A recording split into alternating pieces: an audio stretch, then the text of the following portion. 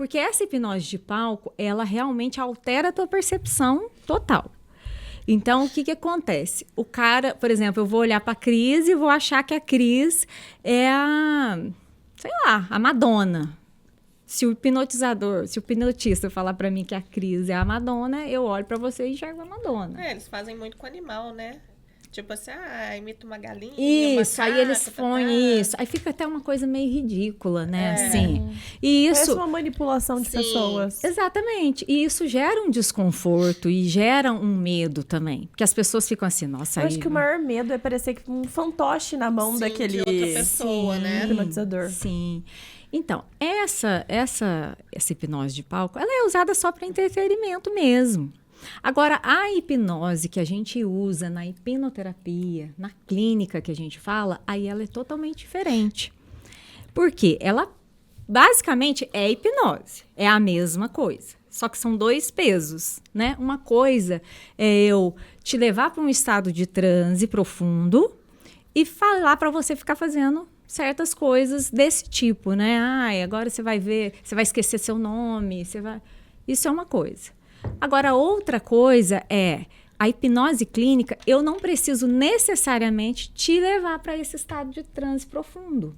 Existem camadas, profundidades? Existem camadas, por quê? Porque cada pessoa reage de um jeito. E o que acontece? Essa hipnose de palco que a gente vê aí, nem todo mundo consegue ser hipnotizado dessa maneira.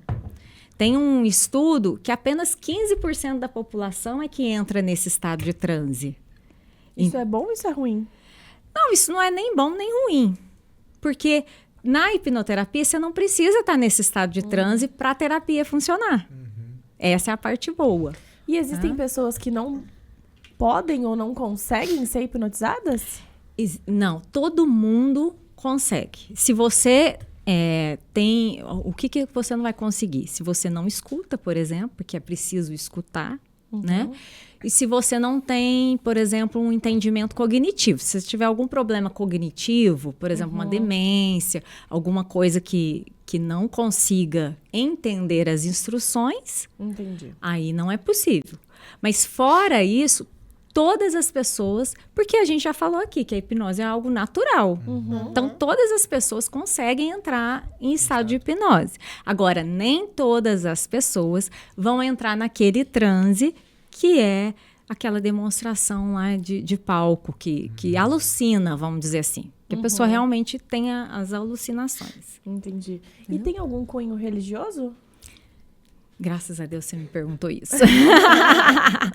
Porque não tem nenhum cunho religioso, gente. Não tem nada a ver com religião. Não tem nada a ver com algo espiritual, místico. Não tem nenhum cunho religioso. E você falou que faz regressão também. Sim. A regressão tem a ver com o espiritismo ou também nada a ver com religião? Não. A regressão de memórias, que é a que eu faço, ela não tem nada a ver com o espiritismo. Por quê? É uma regressão que você vai acessar algum trauma da sua vida e você pode acessar esse trauma desde a barriga da sua mãe até a sua idade de hoje. Então, você vai voltar na sua linha do tempo que a gente fala. Você vai voltar de acordo com o propósito que a gente tiver de fazer aquela regressão. Então, não tem nada a ver isso com o espiritual e nada. E como que isso pode estar ajudando a pessoa, assim? Isso ajuda porque, TT, é o seguinte. Quando a gente tem um trauma, a gente fala assim na neurociência que a gente tem uma conexão, uma rede neural que fica afetada. E aqui é importante a gente falar sobre o trauma. Porque o que é o trauma? O trauma, as pessoas têm a impressão de que é só assim aquela tragédia, né? Nossa, aconteceu uma tragédia muito grande, um acidente. Não, gente. Trauma a gente tem o tempo todo. Assim, não o tempo todo, lógico, né? Mas na nossa infância, por exemplo, do 0 aos 7 anos, é a fase que a gente mais tem traumas.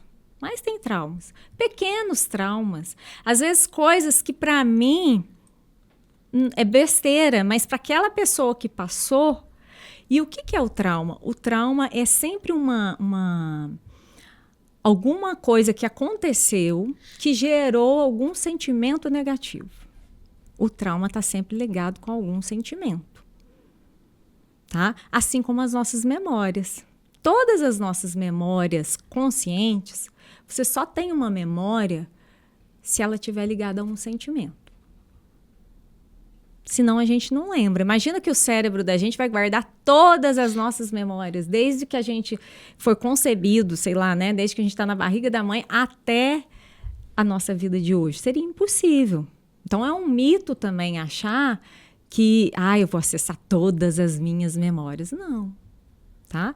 E, aliás, falar de memória também é um assunto muito interessante. Mas é um assunto que daria só um podcast. Daria um podcast só de memória. Porque, assim, de memórias, a gente tem muitos estudos. Inclusive, assim, olha que coisa impressionante. Você sabia que a gente tem muitas memórias falsas? A gente gera muitas memórias falsas. Já ouvi falar sobre isso.